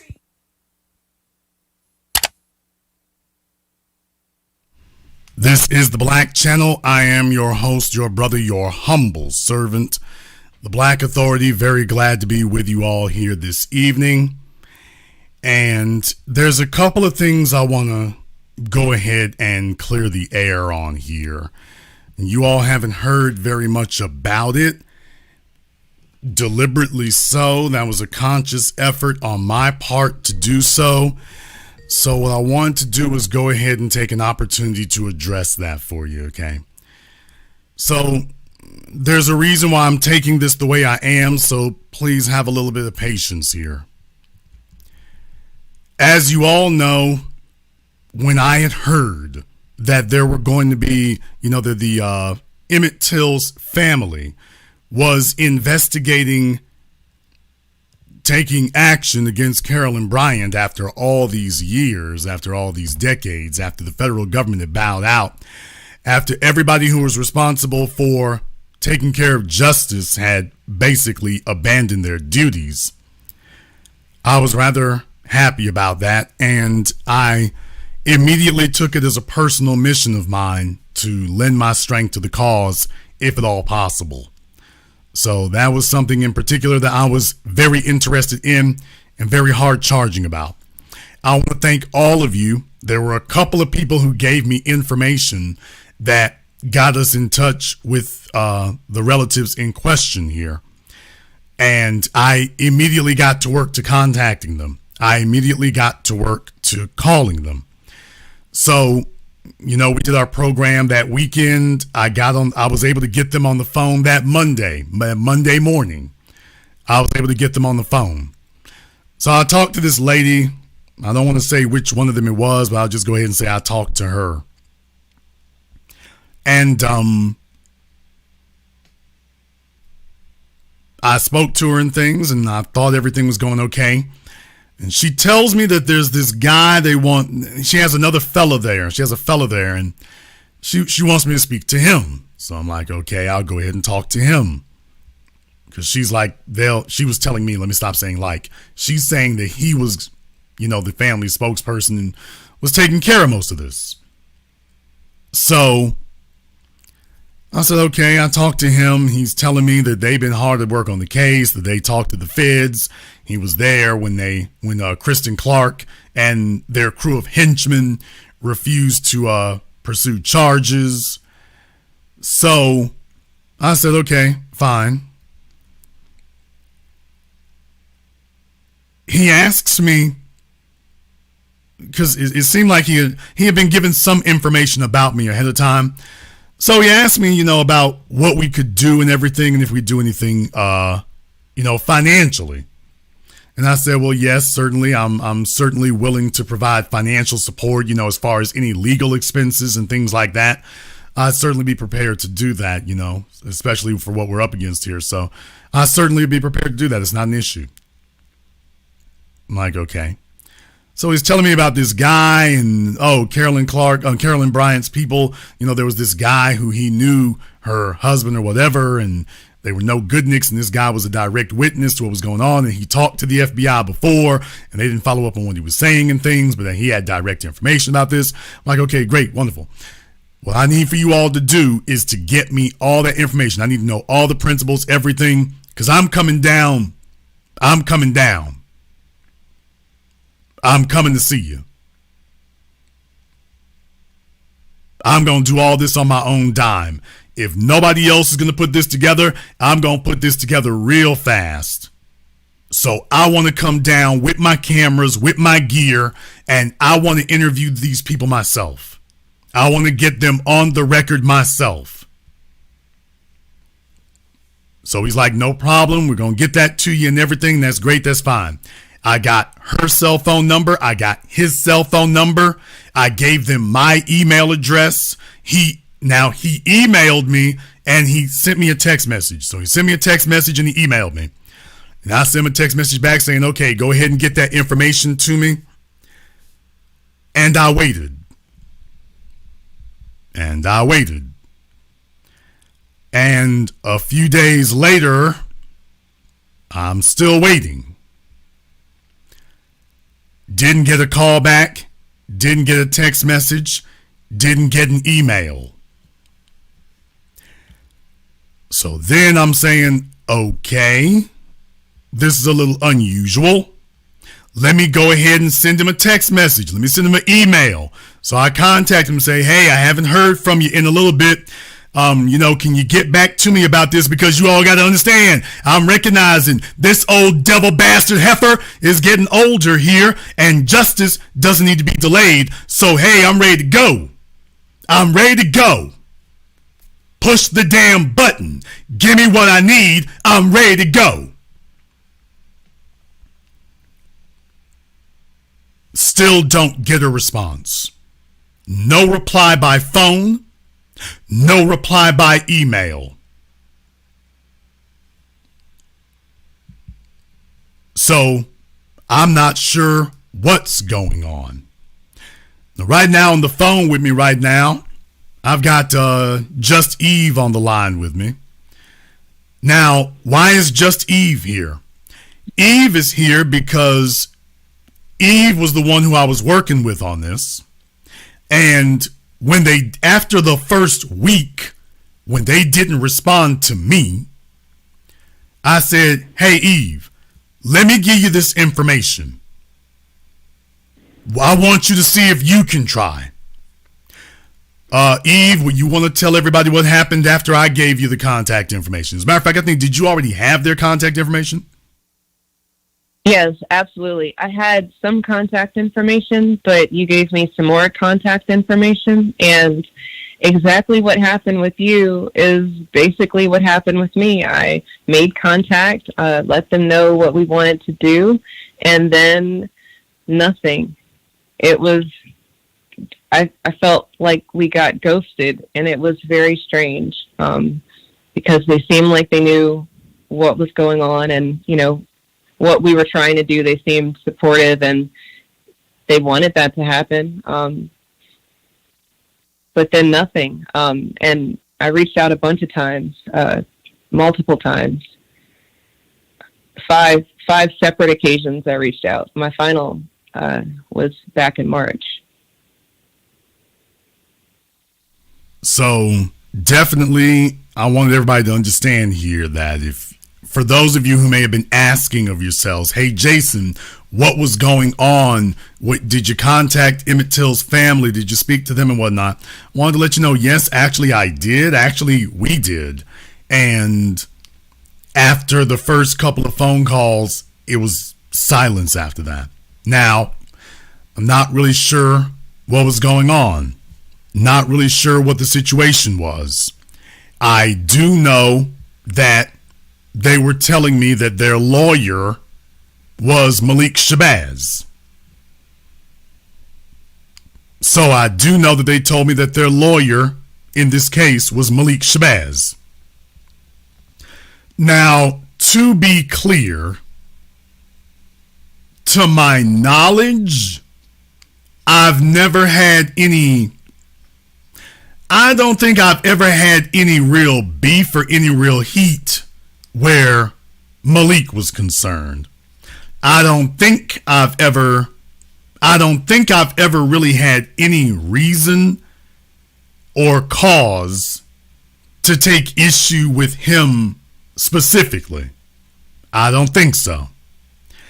However, I'm not going to lie to you all. There is reason to think that the feeling might not be mutual. There is reason to think the feeling might not be mutual. I've got a very long history. I've got a very storied history. And in certain circles, I'm not sure. My reputation precedes me. So I'm just going to leave it at that and just say that there's sufficient reason that a person could suspect that even though I haven't specifically taken issue with Malik, and when I saw that they said there was the family attorney, I'm not going to lie to you, I paused for a moment and I was like, well, this is either going to go really well or this is going to go not at all. So I'm just going to be honest with you all. As soon as the family said that Malik was their attorney, I said to myself in my head, this is either going to go very well or it ain't going nowhere at all. This is either going to proceed quickly or it's going nowhere. And yeah, I guess we can see which direction that went in. So to the folks who helped us to set that up and everything, it wasn't that we ignored you. It wasn't that we discarded you. It wasn't that any of that occurred. We reached out to them. If anybody ever wants to try to dispute that legally or otherwise, my documentation is good, so you won't like how that goes. But what I will say is, yeah, they told me their attorney was Malik Shabazz. All the news reports that you all have seen from CNN and others, Malik's name is right there in this article from CNN that's on your screen. I mean, Malik is right there. Malik is right there. So all I can say here, folks, is it was not for lack of trying. It was not for lack of trying. It was not for lack of effort. It was not for lack of diligence. It wasn't because my ego was in the way. It wasn't because I didn't turn it over to somebody else and let somebody else try. It wasn't anything like that at all. So I'm not really sure what occurred. I do know one thing. I feel like this would have gone radically differently if we had been allowed to proceed the way we needed to. Now, you all know what my stance has been. When black folk get out here and the police do something or the white supremacists do something, you all know what my stance is on that. You all know that my stance is I don't just come and run into the rescue anymore. After Walter Scott's mother did what she did, after Walter Scott's mama did what she did, and Sandra Bland's mother did what she did, y'all remember my policy changed. Hey, I'm not running anybody's defense anymore. If they don't call it white supremacy, if they say the words forgive, I'm out. I'm out. I'm not going to just come running anymore. Because we're getting used. They sitting up here using us. These attorneys they getting together are up here using us. And we sit up here and get folks riled up and get people in the streets. And then the attorneys try to use that as leverage to cut a deal. We trying to cut throats and the attorneys are trying to cut a deal. And I felt that in a case like this, and like I say, there's a part of me, I'm just going to be honest with y'all, there's a part of me that didn't want to say anything about this at all. I really didn't want to. And Eve knows this as well. Eve knows I didn't actually want to say anything about this because I try to be cognizant of the way in which these things can happen. I try to be cognizant of the way in which, these things could be perceived. I try not to be somebody who airs, the dirty laundry or anything, but I felt that now that Carolyn Bryant's dead and our recourse to exact specific justice has been thwarted, I felt like at this point here, it's only honest if I let you all know what really happened. As long as there was still a chance to pursue this, I'm just going to tell you I wasn't going to say anything. As long as we still had an opportunity to pursue this, I was not going to let this go. So, as long as that was the case, I was going to pursue it. But now,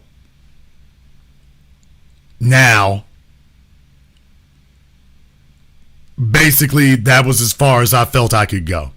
So now that she's dead, I just feel like there's no reason for me to conceal from you all any longer exactly what happened and what has been happening. So, going forward,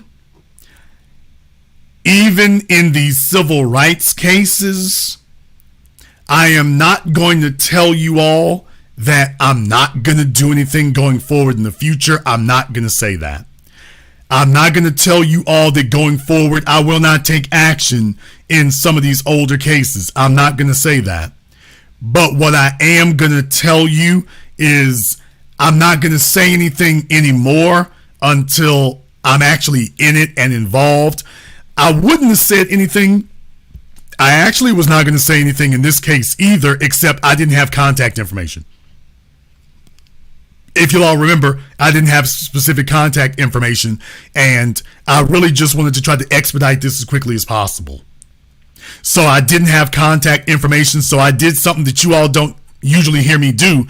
I threw the doors open, and I was like, hey, I need y'all to get at me as quick as you can, because I want to get cracking on this as soon as possible. And sure enough, you all see how that occurred. We didn't have a bunch of time. I want the rest of you to understand that this is why it is so precious that we not let the grass grow under our feet. This is why it is so important that we got to stay on this. This is why it is so important that we cannot compromise. And I'm not going to lie to you, it hurts my soul to have this be the situation. It hurts my soul to do that. It wounds me to my core. Because I've heard about Emmett Till my entire life. And I remember the late Ed Bradley, if you'll all remember. Ed Bradley had confronted their family too when he was alive. And I just feel like that mantle, that debt got passed down when Ed Bradley died, that the rest of us got to stay on the job too. So I considered it part of my mission to do that also. I consider that part of my mission to do that also. So I did the best I could. I wish we had had more support.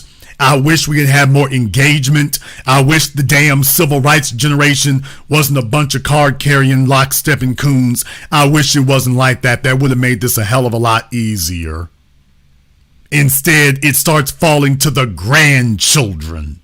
Not even to the children. The children checked out. It now falls to the grandchildren to try to get some semblance of justice. And it's not right and it's not fair. Emmett Till was just a kid. Emmett Till was just a kid. And this idea that it is okay to target our children and then have bootlicking Negroes co-signing it or endorsing it or enabling it, either by what they say or what they don't say. So I cannot explain to you all exactly why that occurred.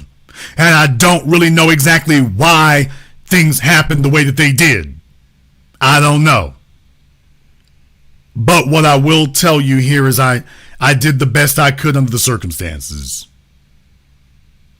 And I will continue fighting for these things. Just like with Ozone on the phone tonight, I will continue fighting for these things. I will continue marching for them. I will continue working for them. But going forward, and I do understand that, I do constitute a bit of a rallying point for people, and I'm honored for that. I very much am. But I'm just letting y'all know, going forward, I'm probably going to be a lot more quiet. Not because I'm afraid, but because I don't want you all to get mobilized behind my name. And I ain't sure that the people we mobilizing for are solid. Let me just go ahead and say it like that. Not gonna get grimy with it, but let me just say it like that. I don't want a situation where I sit here and rally the troops and get y'all mobilized because y'all are riders.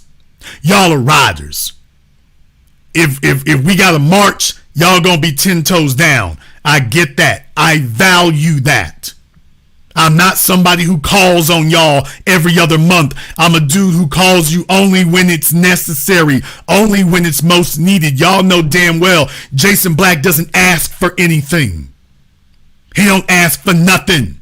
So if Jason's asking you, hey, can y'all help with this? Then you know it must be important because Jason doesn't ask for anything. He's never tried to get famous. He's never tried to be well known. Do y'all know I could be making tens of millions a year if I would just plug into the cult of personality? I'd be bigger than Andrew Tate. I've never tried to do that because I'm a true believer in these things. I don't ask for anything. But if you do see me ask for something, you know it's damn important. And this is one of the very, very few times you can count on one hand that I've ever said to y'all, hey, I would like your help and your assistance on this. And I value each and every one of you. You are not cardboard cutouts to me. You're not just fonts on a screen. You're not just anonymous names spread across the ether. You're real human beings. You're my people.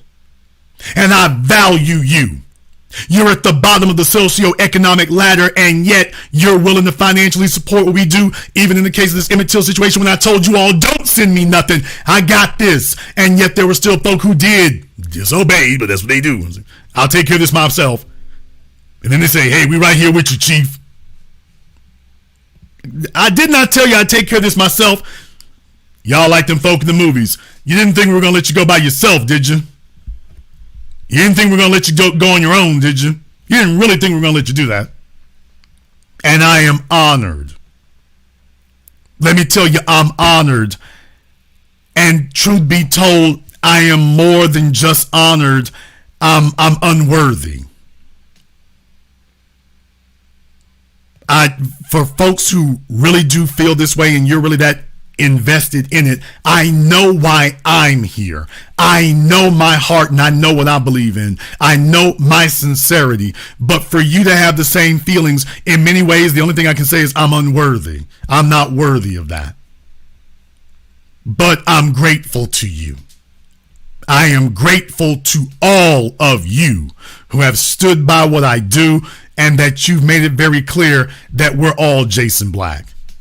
And I'm grateful to you for that, which is why I felt it was necessary for me to address you all tonight and to let you know the grass isn't going to grow under our feet. And I'm just going to put it out there early. Yeah, I tried. I contacted the family. We started one way, it went another. And it really does kind of illustrate why it is we didn't get nothing done for decades.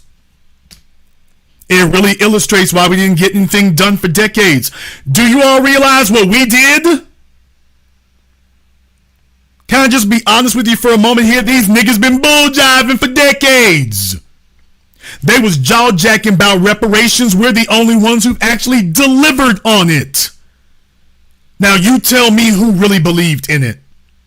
They've been giving passes and enemy loving and enemy hugging to these monsters of history. We're the only ones who ever actually talked about putting somebody in jail and punishing them for it. And we by ourselves. We're by ourselves. We're on our own. They ain't standing with us. And we got to do it on shoestring budgets. But you know what? When we stepped forward, things started happening. The civil rights generation made excuses, and we're watching as all these monsters are dying nice, quiet, peaceful deaths. We were the ones who said, oh, hell no. Bring them folk back over here. Bring Michael Slager back over here. We ain't done with him. Bring Kim Potter back over here. We ain't done with her. Bring Amber Geiger back over here. We ain't done with her. Bring Michael Duggan back over here. We ain't done with him. We're the ones who made that possible. And if the civil rights generation had been halfway as mobilized, as dedicated as we are, this wouldn't be happening today.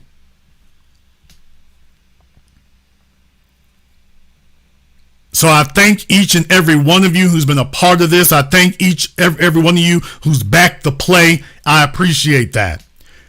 Going forward, if I am going to get you all mobilized, I'm going to make sure the folk we dealing with is solid before I ever say anything. I felt like this was an exception. I felt like this demanded a special dispensation because time was of the essence, as we just saw.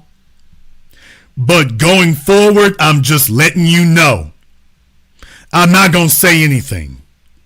Not because I'm not doing anything, but because I got to make sure these families and these kinfolk are solid before I drag y'all into it. I'm not going to mobilize you all anymore for anybody else until we make sure that these people are solid. Right now, I'm sad to say it ain't a bunch of solid people, man. I don't know what their agenda is, but I feel some kind of way about it. I'm just being honest. I feel some kind of way about it. I can't sit here and tell you that everything's all right, because it isn't. So going forward, folks, that's going to be what it's going to be. That's going to be what it's going to be. I've run into too many people and they're not solid. We sitting up here, jumping out here, putting ourselves out here. Y'all see, you all, those of you who marched with us all these years, you see that half the time we more concerned about their kinfolk than they are. Half the time we're more mobilized, we're more urgent. Half the time we're more outraged than they are about their own kinfolk. And I'm not waking y'all up and mobilizing you all again until the folk I'm talking about mobilizing you for prove they're solid. Until then, no. But Jason, that could cost us time. I know.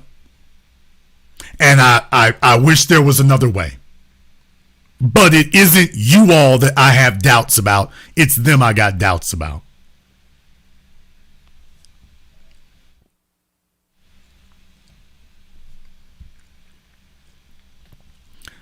Well, Eve, I want to thank you for checking in with us here and confirming that. And like I say, thank you for your efforts and your help on it. You know, I wish we could have affected a different outcome, but I'm sad to say it, but the only thing I can really say is maybe next time. For sure, for sure. Much respect to you always. Thank you very much for joining us tonight, sister. We appreciate that. It's like I say here, folks, maybe next time. Maybe next time. We'll see. But going forward, that's the way I'm going to address things going forward. That's the way I'm going to approach it. I'm not sounding any more alarms until I make sure that these families are on board the right way. And if they doing something else, hey man, they doing something else. If they doing something else, they doing something else. It is what it is. It is what it is. Not trying to be difficult about it, not trying to be nothing else, but if it comes down to it, it is what it is.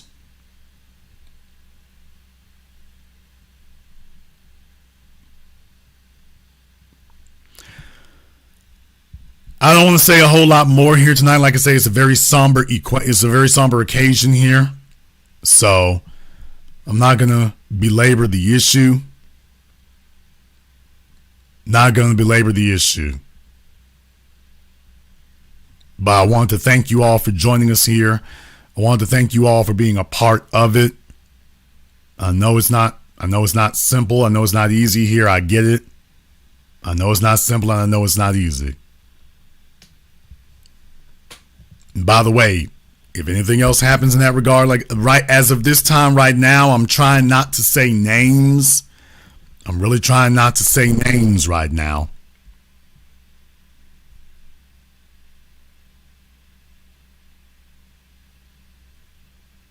I'm trying not to say names because I don't want to get Miss Priscilla Sterling in trouble with anybody or Mr. Daryl Gibson.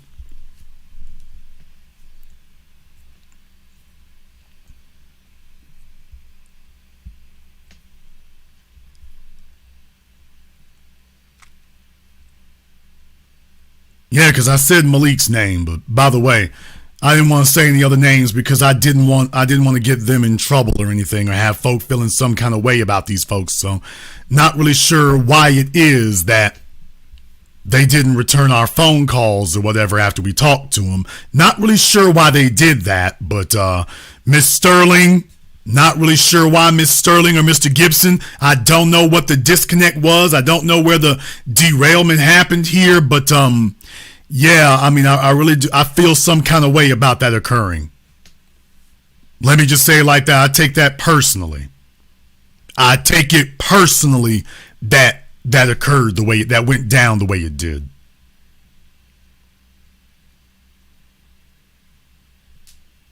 So if anybody was wondering, hey, Jason, who'd you talk to? Well, I don't want to say any names because I don't want to get the folk I just named. I don't want people feeling some kind of way about the folk I just named. So I ain't going to say any names. But, by the way, that was them.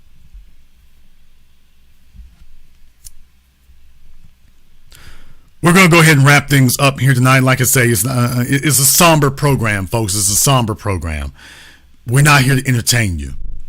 The soldiers go marching on. The soldiers go marching on. We're going to do what we got to do. I want to thank everyone who has contributed to support tonight's program on PayPal, Cash App, Super Chat, Venmo, Andrew L. Chadwick, Najee, Rebecca, Mr. Rich, and everyone else. Shani, big shout out here to Shani there in the Super Chat. She's really been stalwart and 10 toes down, so big shout out to you, Shani. I appreciate your support. If you are new here to the Black Channel, welcome to the haven of intelligent black thought. We do this every weekend. Click that red subscribe button. Click that yellow notification bell. Join us each and every time we're here. It is a lonely vigil, but it's ours to walk. If you haven't been to our website, blackchannelfilms.com, you want to go there and check out our groundbreaking best-selling documentary work, 7 a.m. Gentrified Race War, all available on DVD and streaming. Go to blackchannelfilms.com. That is blackchannelfilms.com. I want to thank all of you for joining us here tonight. Thank you all for tuning in. We'll be back here tomorrow night. We got a few other things we're going to discuss in the meantime. Blessings to all our brothers and sisters out there tonight.